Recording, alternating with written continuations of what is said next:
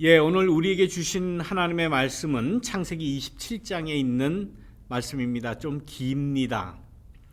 그래서 그 본문이 길면 성경 봉독할 때에 조금 집중력이 떨어질 수 있습니다. 좀 길어서. 그래서 여러분들에게 그 성경 봉독 녹음 파일을 조금 일찍 보냈습니다. 이렇게 보내면서 이 기니까 또 우리 이현주 교우님의 그 낭독이 참 워낙 좋지 않습니까? 이 LA에서는 최고 전문가의 그러한 그 성경 낭독이기 때문에 참 그 내용 파악이 잘 되고 또 그 은혜가 됩니다. 그래서 저도 이 녹음 파일을 받으면 설교 준비를 할 때 이 성경 봉독을 계속 반복해서 들으면서 나름대로 말씀 준비도 하고 또 나름대로 새롭게 또 인사이트를 받는 그런 경우가 많아요.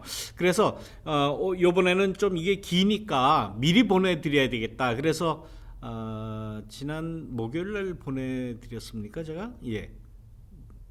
목요일날 보내드렸나요? 예. 그래서 여러분들에게 보내드리면서 이제 그런 계획을 한 거예요. 많은 분들이 조금 들어보시고 내용 파악을 먼저 잘 해보시기를 원하는 마음에서 보내드렸는데 그 계획이 아주 유효적절하게 적중한 것 같아요. 앞으로는 계속해서 조금 일찍 그 본문이 준비가 되면 여러분들에게 일찍 미리부터 보내드리고 여러분들이 충분히 성경 본문 말씀을 파악하도록 하는 게 좋겠다라고 그렇게 생각이 됩니다. 이 시간을 빌어서 1년 내내 또 앞으로도 계속 수고해 주실 우리 이현주 교우님께 감사의 말씀을 거듭 드립니다. 대단히 감사합니다. 이렇게 감사한 이유는 여러분들께서 좋은 반응을 보여주셨기 때문에요. 그래서 그 성경 말씀 봉독을 계속 아마 들으셨는가 봐요. 들으시고는 양 두 마리 왜 두 마리였을까? 그 반응도 해주셨고 아마 이삭이 이빨이 튼튼해서 나이가 많아 이제 죽을 날이 거의 가까웠는데도 양 두 마리나 먹었을 테니 이빨은 좋았나 보다 이런 반응도 해주셨고 소 두 마리 말씀도 하시고 양 두 마리 이런 말씀을 하시는 거 보면 굉장히 관심 있게 그 말씀을 경청하신 것 같아요. 그런데 한 가지 제가 아쉬운 것은 거기에 나오는 짐승은 양이 아니고 염소였다는 사실입니다. 우리는 성경에 뭔가 나오면 무조건 다 양으로 이렇게 생각을 해요. 어린 양을 잡아서 제사를 드린다. 양을 잡는다 이것 때문에 양이 아니고 분명히 염소라고 성경에는 적혀 있고 또 영어 성경에도 sheep이나 lamb이 아니고 goat라고 돼 있어요. 염소입니다. 저도 가끔가다 이 염소전골을 즐기는 편이에요. 아주 참 맛있습니다. 그런데 아무튼 서설이 좀 길었습니다. 아무튼 여러분들의 적극적인 그러한 관심 또 적극적인 그러한 참여 너무나 감사하고 그래서 여러분들에게 감사의 말씀을 또 드립니다. 지난주 중에 한국에서 들려오는 많은 그 소식 가운데 이런 소식이 있었어요.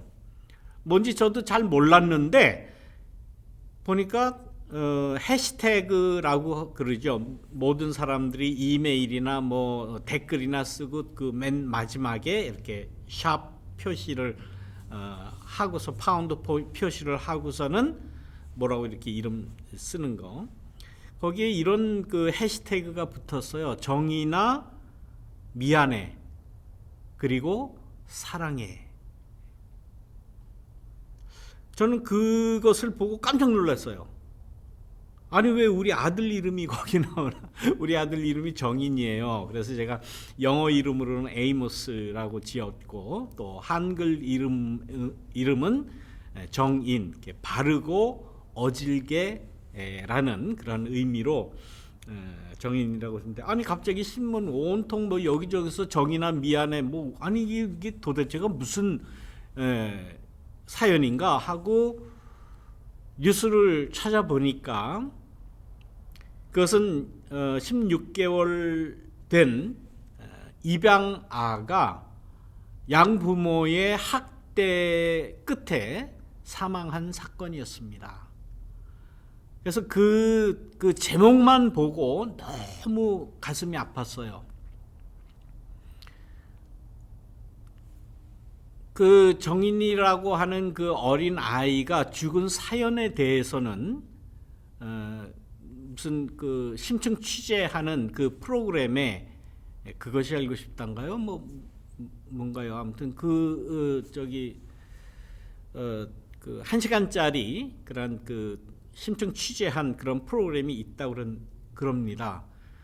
근데 저는 그걸 못 봤어요. 아니 일부러 보질 않았습니다. 너무 가슴이 아프기 때문에. 저는 다른 사건보다도 이런 그 어린이 학대 혹은 뭐 여성 성폭행 뭐 이런 기사가 나오면 너무 제가 괴로워서, 뭐 뻔한 내용 아닙니까? 양부모가 학대를 해서 얼마나 학대를 했으면 애가 죽었겠습니까? 뻔한 얘기죠. 뭐 들어보나 알아보지 않으나 마찬가지인 것 같아요. 이 양부모들은 무슨 생각을 가지고 입양을 했을까? 자기가 그 책임지지도 못할 그러한 그 입양을 해놓고는 그 아이를 그렇게 학대를 하고 사망에 이르기까지 그렇게 사망을 할 정도로 이렇게 때리고 왜 그랬을까? 그 어린 그야말로 그 애기 아닙니까? 애기 아직 말도 못하는. 이 부모와 자녀와의 관계라고 하는 것, 어떤 사정이 있어서 입양을 했는지 그건 제가 모르겠어요. 아예 그 프로를 저는 그 마음이 너무 아파서 그건 못 보겠더라고요. 아무튼 이 부모와 자녀와의 관계는 절대적인 관계 아닙니까? 혈육 관계예요. 직계라고 그러죠. 그래서 일촌이라고 그러죠. 그런데 사실 이 부모와 자녀와의 관계, 일촌 관계에서도 사실 살펴보면 안 좋은 그러한 관계가 설정되어 있는 가정이 생각보다 많습니다. 부모와 절연을 하고 산다든가, 뭐 부모와 그 관계가 깨졌다든가, 뭐 절연이나 깨진 관계나 뭐 마찬가지죠. 오죽하면 그런 관계가 되겠습니까? 오죽하면 그렇게 원수와 같이 지내야 되겠습니까? 혈육 관계인데 가장 좋아하고 가장 사랑해야 할 그러한 관계임에도 불구하고 그것이 깨지는 경우가 우리 인간 사회에서는 다반사로 일어납니다. 예상외로 많습니다. 우리 주변에도 그 부모와의 관계가 소원해진, 깨진 그러한 그 관계를 많이 볼 수 있습니다. 우리들뿐만이 아니에요. 성경에도, 창세기에도 많이 그런 관계가 나옵니다. 제일 처음에 깨진 가족 관계가 뭡니까? 가인과 아벨. 물론 형제지간이지만 가인과 아벨의 그러한 관계, 깨진 관계가 나오죠. 그 다음에는 여러 가지가 있겠지만은 노아와 그 딸들의 관계. 물론 이렇게 뭐 절연되거나 뭐 그런 관계는 아니지만, 여러분들 그 노아와 딸들의 관계 아시죠? 또 아브라함과 이삭의 관계. 여러분들 오늘 이 이삭이라고 하는 인물이 성경에 나오는데, 그 자기 아버지 아브라함과 이삭과의 그러한 관계에 대해서 성경은 상세하게 설명을 하지 않습니다. 그러나 유추해서 생각할 수밖에 없는 그러한 일은, 아버지가 아들을 신의 명령에 따라서 신께 드리겠다고 묶어서 제물로 바치려고 했던, 죽이려고 했던 그러한 일. 물론 성경에는 나오지 않습니다. 그 이후에 이 아브라함과 이삭과의 이 관계가 어땠을까 과연? 그냥 멀쩡하게 난 성경에 나오는 인물이니까 아무 관계 없다, 그렇게 살았을까요? 저는 그렇게 생각되지 않습니다. 이삭은 아마 평생 트라우마를 가지고 살았을 거예요. 아무리 하나님의 명령이라고 한다고 한들 나를 이렇게 죽이려고 할 수가 있을까? 그것도 장작불까지 다 쌓아놓고 나를 잡으려고, 동물 잡듯이 그러려고 했을까? 오늘 이야기는 아브라함과 이삭과의 관계 이야기가 아니니까, 아무튼 아브라함과 이삭 사이에서도 부자지간의 관계가 그렇게 정상적인 관계는 아니었을 것이다 라는 것은 분명합니다. 관계가 정상적이지 않습니다. 그리고 이 이삭이 나중에 낳은 에서와 야곱, 이 부자지간의 두 아들과 아버지 간의 그러한 관계가 다 제각기예요. 다 어떻게 보면은 절연되는, 관계가 떨어지는 아주 불편한 부자 관계가 되어 있습니다. 성경은 이것을 감추지 않고 그대로 이야기를 해줘요. 성경이 이러한 불편한 가족 관계를, 깨진 이 부자 관계를 가감없이 그대로 이야기해주는 이유가 뭘까요?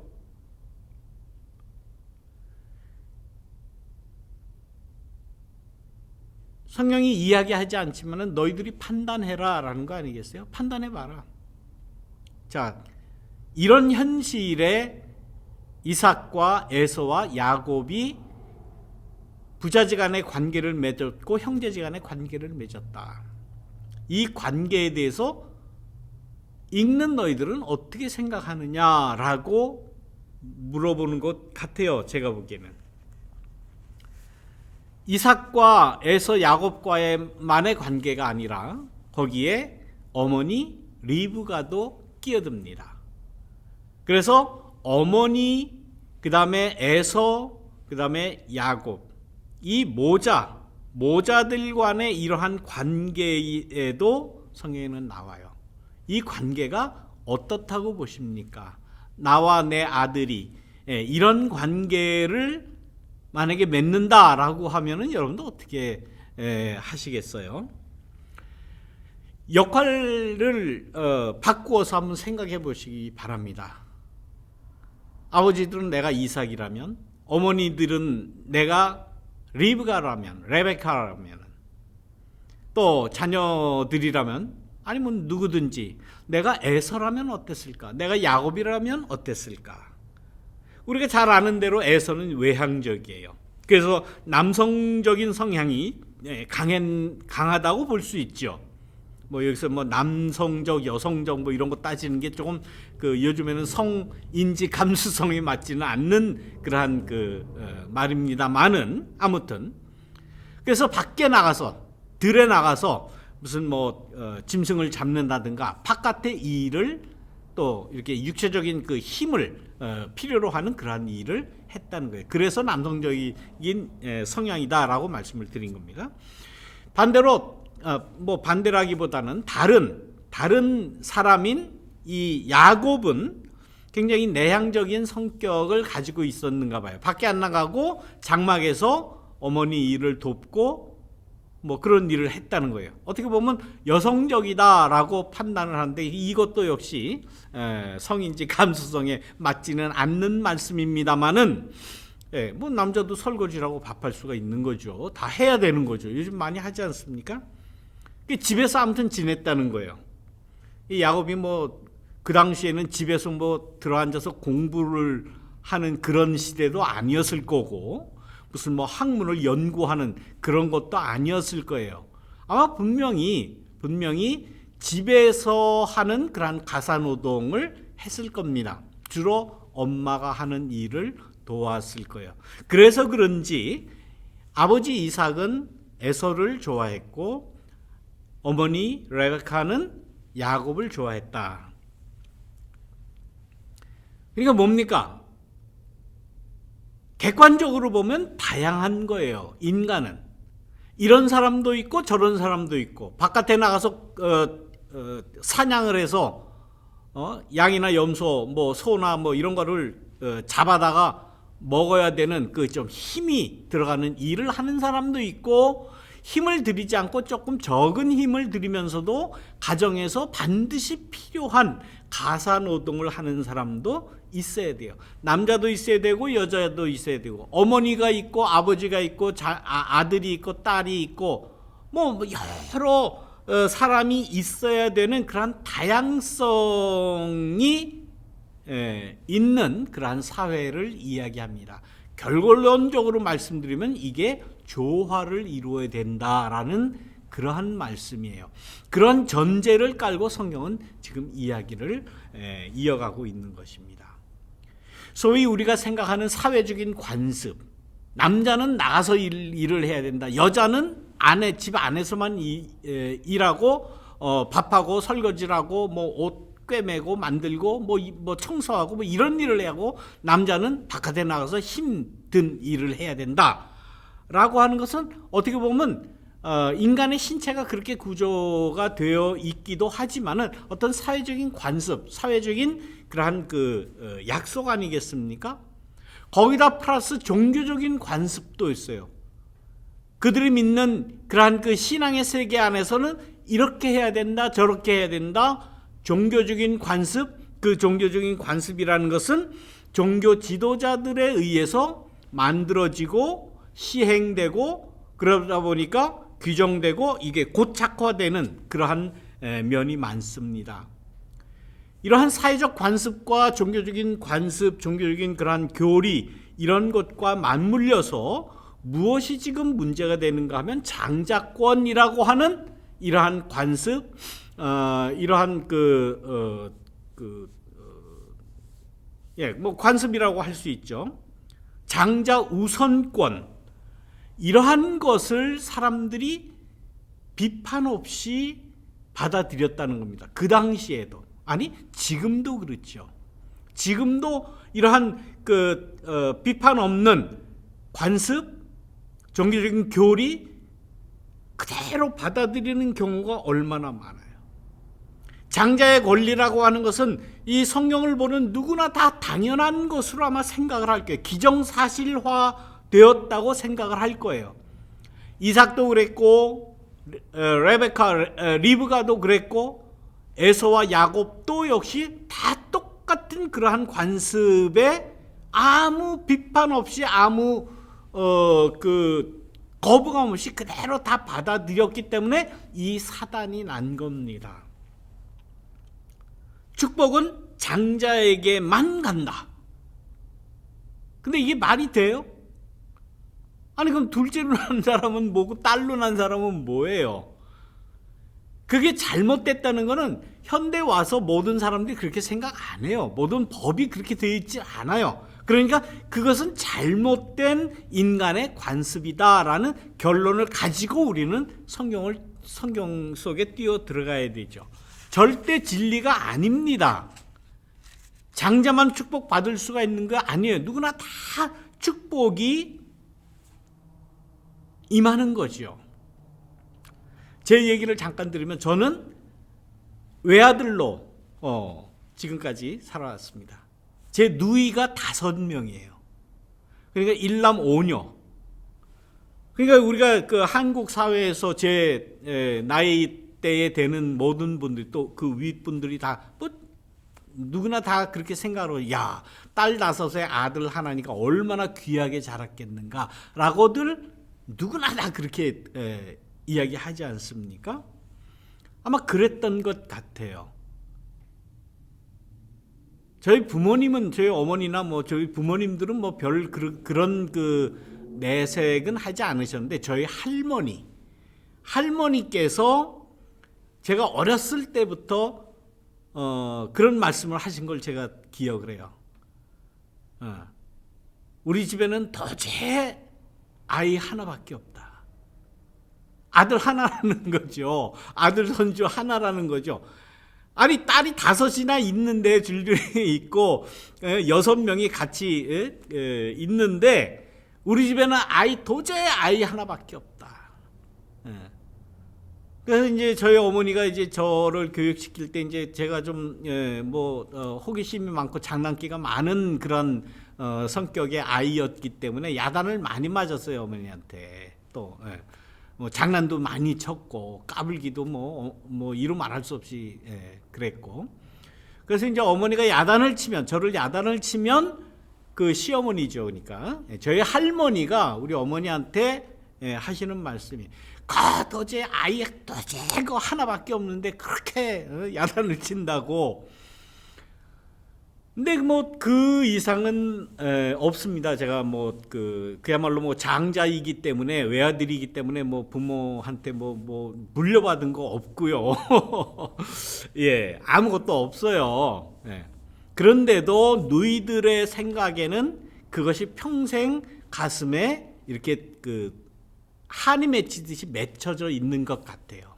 그래서 할머니는 혹은 부모님들은 아들만 위했다, 아들만 좋아했다라고 하는 그러한 그 생각이 아예 그냥 이게 맺혀 있는 것 같아요.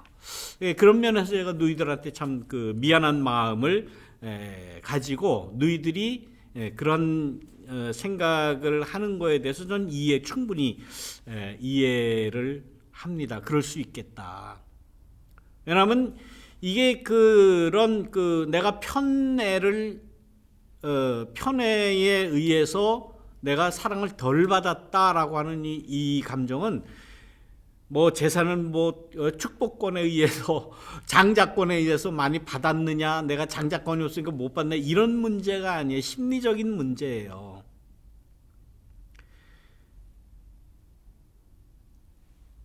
부모와 자녀와의 관계에서도 이런 앙금은 없어지질 않습니다.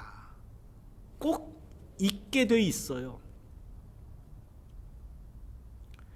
이런 측면에서 부모의 사랑이 다 숭고하다, 혹은 어머니의 사랑이, 아버지의 사랑이 절대적이다, 이렇게 이야기하지 못하죠.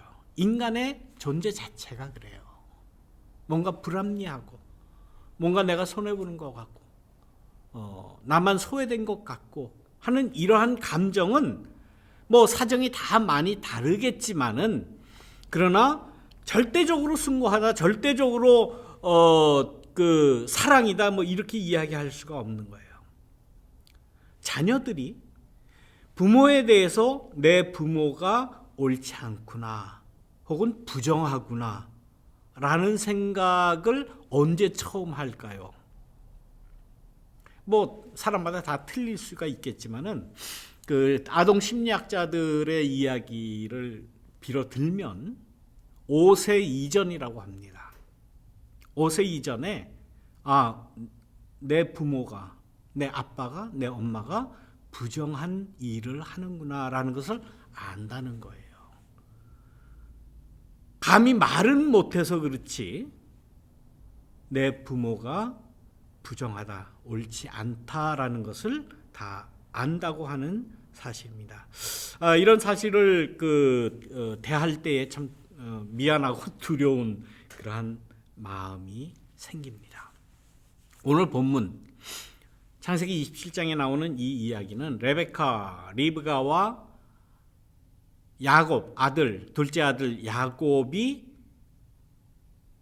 부정한 일을 공모하는 내용이 나오죠. 둘 다 불법인지 알아요. 이게 잘못되어 있다는 걸 알아요. 축복을 받는데 이건 편법으로 받는 것이다, 이건 부정한 방법으로 받는 것이다, 이거는 아버지를 속이는 것이고, 이거는 형을 속이는 것이고, 이건 죄악인 거를 알아요. 둘 다 압니다. 리브가도 알고, 엄마 레베카도 알고, 아들 야곱도 알아요. 저주받는다고 하는 사실도 알아요. 물론 거짓말을 하면은 잘못된 것이다, 라는 그런 그 종교적인 그런 그 규약도 규례도 있지 않습니까? 그러나 거기에는 사회적인 관념, 사회적인 관습, 또 종교적인 교리나 계율이 다 이렇게 복합적으로 이루어졌어요. 아무튼 모든 면에 봐서는 이건 다른 사람을 속이는 것, 더군다나 아버지를 속이는 건 이거는 윤리를 그 배반하는 잘못된 것이죠. 그런데 이 어머니 레베카의 치밀한 계획을 세우고 그 계획을 아들 야곱한테 이야기해 주면서 이것이 잘못됐다라는 것은 알지만은 그러나 점점 그 속으로 빠져들어가죠. 둘 다 빠져들어가요. 그러면서 일을 벌리게 되죠. 잘못을 합니다. 이 말씀을 보면서 우리가 오해하지 말아야 될 것은 이건 하나님의 축복이다. 이건 어떻게 해서든지 이건 축복은 좋은 거니까 이거는 받아야 돼. 내가 받을 수 없으면 속여서라도 받아야 돼. 투쟁을 해서라도 받아야 돼. 내가 쟁취를 해야 돼. 이거는 정당한 거야. 라고 혹 생각하십니까? 아니죠. 잘못된 거죠.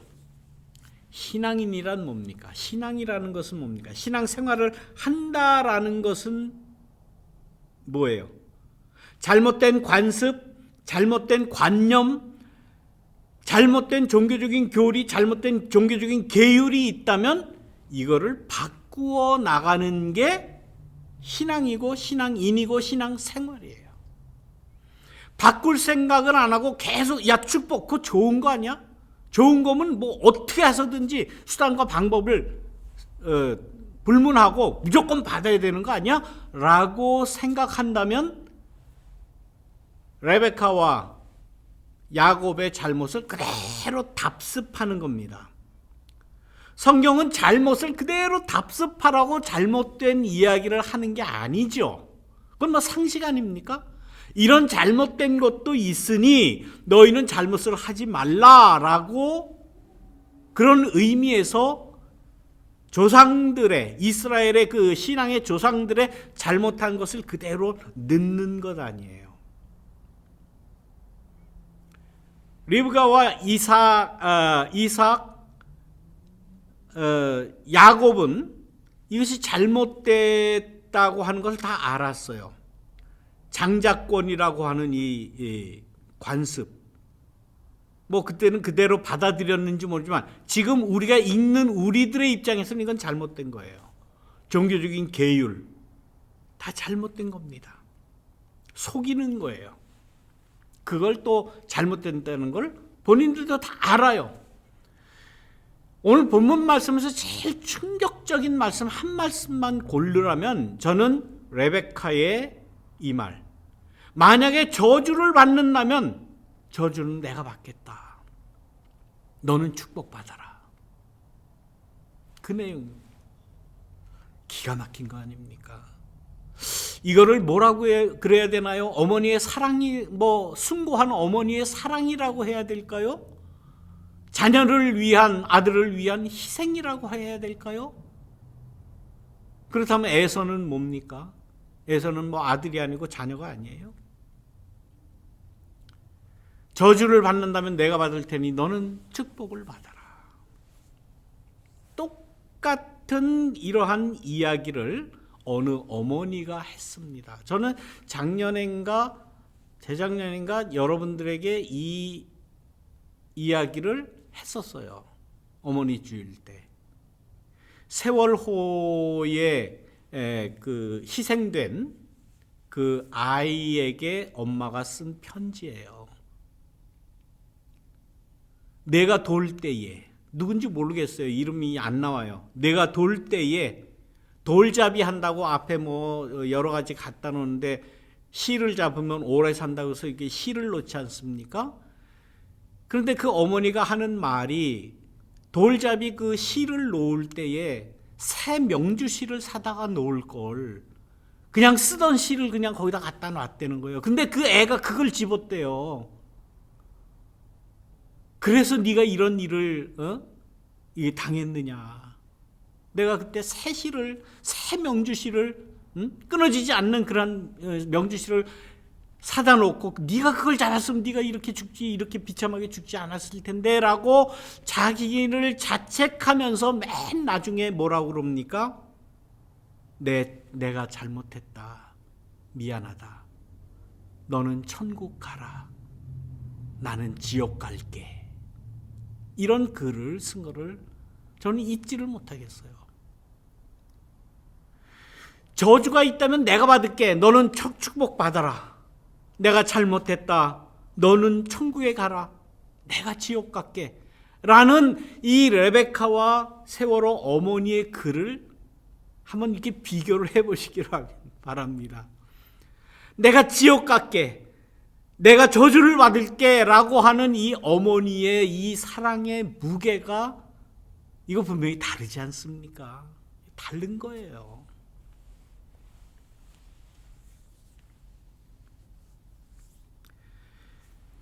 그 다음으로 중요한 이야기는 마지막으로 29절 마지막에 나오는 이삭의 축복의 이야기입니다.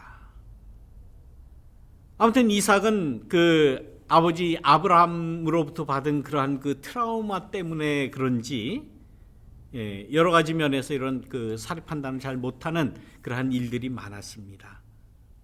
그러면서 나중에 속아가지고 에서에게 갈 축복을 야곱에게 축복을 하면서 그 축복의 마지막 내용이 뭔가 하면 여러 민족이 너를 섬길 것이다.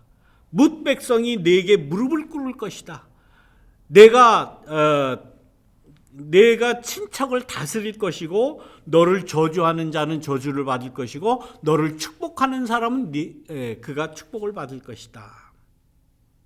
라는 그 축복을 합니다. 근데 이게 과연 축복이겠습니까? 여러분들 이거 축복이라고 생각하세요? 이 축복의 결과가 어떤 결과를 이 세상에 펼쳐지리라고 생각을 하십니까? 민족과 민족이 서로 싸우고 한 민족이 한 민족을 다스리고 뭇 백성이 너에게 무릎을 꿇고 복종을 하고 이 상황이 축복으로 받아들여서 계속 이러한 상황이 펼쳐진다면 이건 가장 불합리한 세상이 되고 마는 거 아니에요. 이거는 지옥 상황이에요. 파멸이에요. 결국은 전쟁입니다. 죽음이에요. 파탄이에요. 안 그렇습니까? 그래서 그 이스라엘의 후손들이 지금 이 세상에서 이렇게 나름대로 잘 산다고 그러잖아요. 잘 사는 겁니까? 그 축복 때문에? 그 결과 생겨나는 민족 간의 인종 간의 이러한 여러 가지 불합리한 일들, 이스라엘의 후손들이 주이시들이 이미 2차 대전 당시 나치 치하에서 독일에서 유럽에서 당했던 그러한 일들 우리가 다 기억을 하잖아요. 그것이 제대로 된 상황입니까? 잘못된 상황이죠. 한 민족이 한 민족을 다스린다. 한 인종이 한 인종에게 무릎 꿇고 복종한다. 이거는 축복이 아니라 이거는 저주입니다. 성경은 이 야곱의 축복에 대해서 그냥 그대로 소개만 하지 이렇다 저렇다 판단 안 해요. 판단은 누가 합니까? 내가 해야 돼요. 내가 판단해야 돼. 이게 축복일까? 그렇게 아버지 형 속여가면서 받았다는 게 이거야 과연?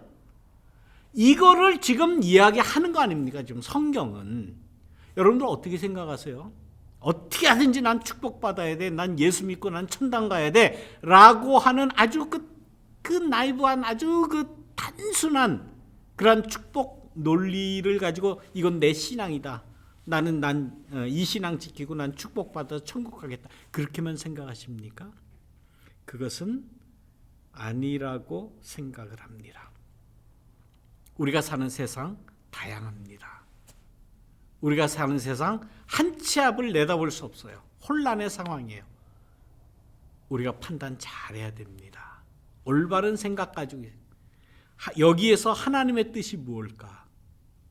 우리는 하나님의 뜻이 내게 임해서 올바른 판단을 하는 그러한 신앙인이 되자라는 의미로 이 말씀을 드렸습니다. 기도하겠습니다. 우리를 축복하시는 하나님, 하나님의 축복의 내용이 무엇입니까? 하나님의 축복의 미래가 무엇입니까? 내가 생각하는 축복, 내가 생각하는 하나님의 뜻, 하나님의 의가 내 삶에서 어떻게 나타나야 되겠습니까? 올해는 이러한 그 하나님의 뜻을 깊이 추구하는 한 해가 되기를 간절히 바랍니다. 주님, 저희들 매우 힘든 가운데 있습니다. 이 가운데서도 온전하신 하나님의 뜻을 발견하고 실천하는 저희들 될 수 있도록 인도하여 주시옵소서.